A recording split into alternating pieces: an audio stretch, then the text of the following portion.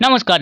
যুবসাথী প্রকল্পের টাকা যারা এখনো পাননি, যারা ১ মাস ২ মাস হতে চলল এখনো যারা টাকা পাননি, তাদের অ্যাকাউন্টে টাকা ঢুকবে কিনা এবং যাদের অ্যাকাউন্টে কোনো তাদের অ্যাকাউন্টে টাকা ঢুকবে কিনা আজকের ভিডিওটি দেখুন। অনেকেই আছেন যুবসাথী প্রকল্পে ২ মাস হতে চলল এখনো একবারেরও টাকা পাননি। এবার তাদের কি হতে পারে, কি করতে হতে পারে এবং তাদের কোন সমস্যার জন্য টাকা ঢুকছে না, অবশ্যই ভিডিওটি দেখবেন। আমি আপনাদেরকে বিস্তারিত জানিয়ে দেবো।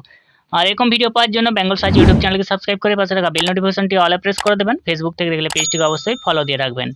যুবসাথী প্রকল্পের জন্য অনেক ছেলে মেয়ে আবেদন করেছেন, যেখানে ২ মাস হতে চললো তাদের ১ মাসেরও টাকা অ্যাকাউন্টে প্রবেশ করেনি, এখনও ঢোকেনি। তো সেক্ষেত্রে তাদের অ্যাকাউন্টে কোন সমস্যার জন্য টাকা ঢুকছে না সেটাও জানিয়ে দেওয়া হয়েছে।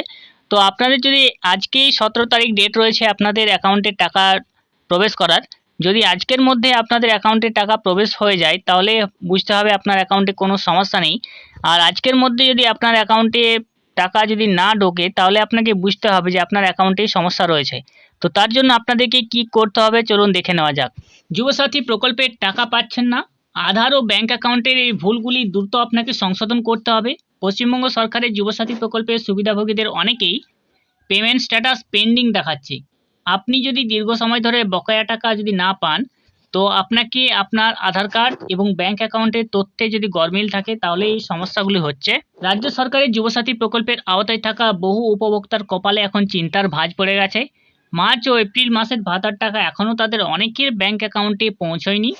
মূলত ডিবিটি বা সরাসরি ব্যাংক অ্যাকাউন্টে ট্রান্সফার পাঠানোর প্রক্রিয়া শুরু হতেই উপভোক্তাদের সামনে হাজির হয়েছে একগুচ্ছ নতুন নিয়ম আর কারিগরি সমস্যা। কেন এই দেরি এবং কিভাবে এর সমাধান সম্ভব? যুবসাথী প্রকল্পের টাকা আপনার ব্যাংক অ্যাকাউন্টে নয়, সরাসরি ডিবিটের মাধ্যমে পাঠানো হচ্ছে। ডাইরেক্ট বেনিফিট ট্রান্সফারের মাধ্যমে আপনার অ্যাকাউন্টে টাকা পাঠানো হচ্ছে এবং এখানেই মূলত কিছু নিয়ম আর কারিগরি সমস্যার জন্য আপনার অ্যাকাউন্টে টাকা পেতে সমস্যা হচ্ছে। তো আপনার অ্যাকাউন্টে কেন যুবসাথীর টাকা আটকে যাচ্ছে? তদন্তে দেখা গেছে অধিকাংশ ক্ষেত্রে নিম্নলিখিত কারণগুলির জন্য টাকা ঢুকছে না। আধার সিডিং, ব্যাংক অ্যাকাউন্টের সাথে আধার নম্বর সঠিকভাবে লিঙ্ক না থাকা বা ডিবিটি অপশন চালু না থাকা। এটা বলা হচ্ছে যে ব্যাংক অ্যাকাউন্টের সঙ্গে আধার নম্বর সঠিকভাবে লিঙ্ক নেই বা ডিবিটি চালু নেই। অনেকে আবার অনলাইন থেকে ডিবিটি সিস্টেম চেক করে দেখছেন যে তাদের ডিবিটি লিঙ্ক ঠিকই রয়েছে। বর্তমানে তারা অন্যান্য কিছু প্রকল্পের সুবিধাও কিন্তু ডিবিটি লিঙ্ক থেকে পেয়ে যাচ্ছেন। সেক্ষেত্রে যুবসাথীর যে এই সমস্যার কথা বলা হচ্ছে সেই সমস্যা কিন্তু ধোপে টিকবে না, কারণ ডিবিটি লিঙ্ক অনেকেরই রয়েছে আবার অনেকেরই নেই। যাদের রয়েছে তারাও কিন্তু টাকা পাচ্ছেন না। সেক্ষেত্রে আধার সিডিং অপশনটি কিন্তু অনেক ক্ষেত্রেই এটা একটি ভুল হয়ে যাচ্ছে। ২ নম্বর রয়েছে কেওয়াইসি সমস্যা। ব্যাংকে কেওয়াইসি আপডেট না থাকলে লেনদেন আটকে যেতে পারে। কেওয়াইসি যদি ব্যাংকে না থাকে সেক্ষেত্রে আপনি টাকা তুলতে পারবেন না, কিন্তু আপনার অ্যাকাউন্টে টাকা পৌঁছে যেতে কোনো সমস্যা হবে না। এক্ষেত্রে বলা হয়েছে যে কেওয়াইসির সমস্যা, সেটা কিন্তু অ্যাকচুয়ালি সমস্যা নয়। আপনি অ্যাকাউন্ট থেকে টাকা তুলতে পারবেন না, কিন্তু আপনার অ্যাকাউন্টে টাকা প্রবেশ করবে যদি কেওয়াইসি না থাকে।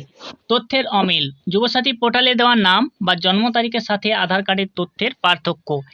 এটা একটা বড় সমস্যা হতে পারে, কারণ অধিকাংশের যে যুবসাথী পোর্টালে দেওয়া নাম রয়েছে বা জন্ম তারিখ দেওয়া হয়েছে তার সঙ্গে আধার কার্ডের তথ্যের পার্থক্য রয়ে গেছে। হয়তো অনেকেই যারা অনলাইনে আপলোড করেছিলেন সেক্ষেত্রে বর্তমানে কিছু ছোটোখাটো ভুলের জন্য হয়তো জন্ম তারিখের ভুলের জন্য তাদের অ্যাকাউন্টে টাকা আটকে যেতে পারে। হিসেব বলছে বর্তমানে এই প্রকল্পে আবেদনকারীর সংখ্যা প্রায় ৮৪ লক্ষ থেকে ১ কোটির ঘরে। এত বিপুল সংখ্যক মানুষের তথ্য যাচাই করতে গিয়ে স্বাভাবিকভাবে অনেকটা সময় লাগছে। বিশেষ করে যারা দুয়ারে সরকার ক্যাম্প বা অফলাইনে আবেদন করেছিলেন তাদের তথ্য পোর্টালে ম্যানুয়ালি আপলোড করার সময় পেমেন্ট প্রক্রিয়ায় বড়সড় জট পাকিয়েছে।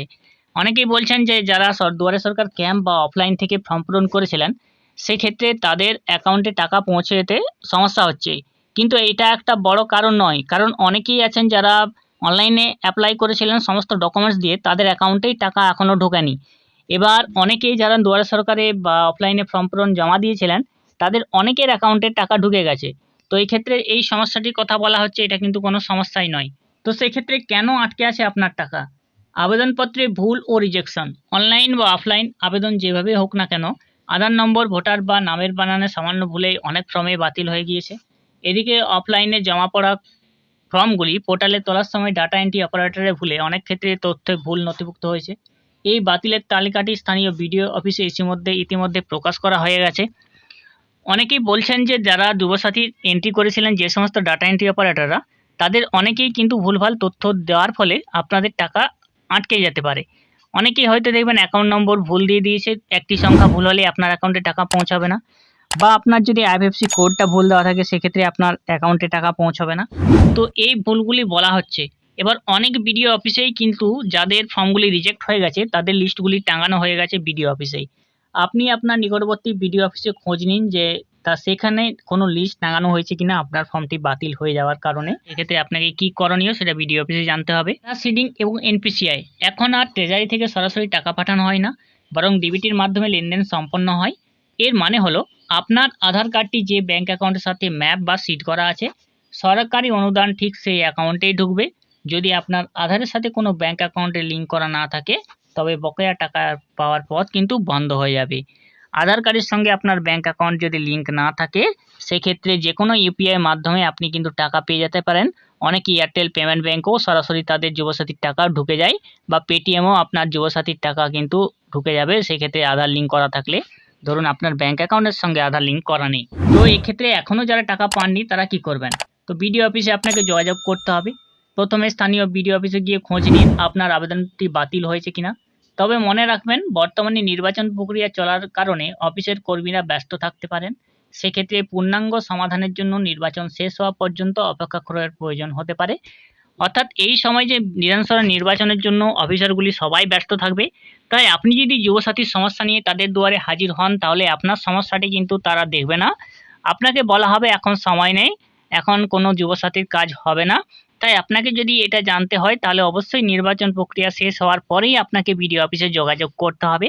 সেখানেই জানাতে হবে যে আপনার এখনও যুবসাথীর পেমেন্ট কেন আটকে রয়েছে, কারণটা কি, সেখানে আপনাকে অনুসন্ধান করতে হবে, সেটা অবশ্যই নির্বাচনের পর। তাও যদি আপনার কোনো ফর্ম বাতিল না হয়ে থাকে কিভাবে পেমেন্ট সমস্যার সমাধান করবেন? আপনাকে ব্যাংকে যোগাযোগ করতে হবে। নিকটবর্তী ব্যাংকের শাখায় গিয়ে আধার সিডিং বা ডিবিটি আপনার এনাবেল করতে হবে।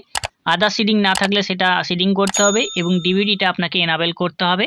আর এমপ্লয়মেন্ট এক্সচেঞ্জ, যদি তথ্যে কোনো বড় ভুল থাকে তবে আপনার নিকটবর্তী এমপ্লয়মেন্ট এক্সচেঞ্জ অফিসে গিয়ে আধার কার্ডের কপি জমা দিতে হবে। 3 নম্বর হচ্ছে অনলাইনে স্ট্যাটাস চেক কিন্তু এখন বন্ধ রয়েছে। অনলাইনে স্ট্যাটাস আপনার এখন চেক করতে পারবেন না। যুবসাথী পোর্টাল থেকে যে ফোন নম্বরটি দেওয়া রয়েছে সেই ফোন নম্বর থেকেই আপনারা স্ট্যাটাসগুলি চেক করতে পারবেন বা জানাতে পারবেন। এবং না যদি এখনও ঢুকে থাকে আপনার অবশ্যই নির্বাচনের পর আপনার বিডিও অফিসে গিয়ে খোঁজ নেবেন। এবং অনেক বিডিও অফিসে লিস্ট টাঙানো হয়ে গেছে যাদের ফর্মগুলি বাতিল হয়ে গেছে, আপনারা অবশ্যই সেই বিডিও অফিসে গিয়ে খোঁজ নেবেন লিস্ট কোনো টাঙানো হয়েছে কিনা। অবশ্যই যারা জানেননি ভিডিও তাদের মাধ্যমে শেয়ার করে দেবেন। এরকম ভিডিও পাওয়ার জন্য সাবস্ক্রাইব করে রাখবেন। নমস্কার।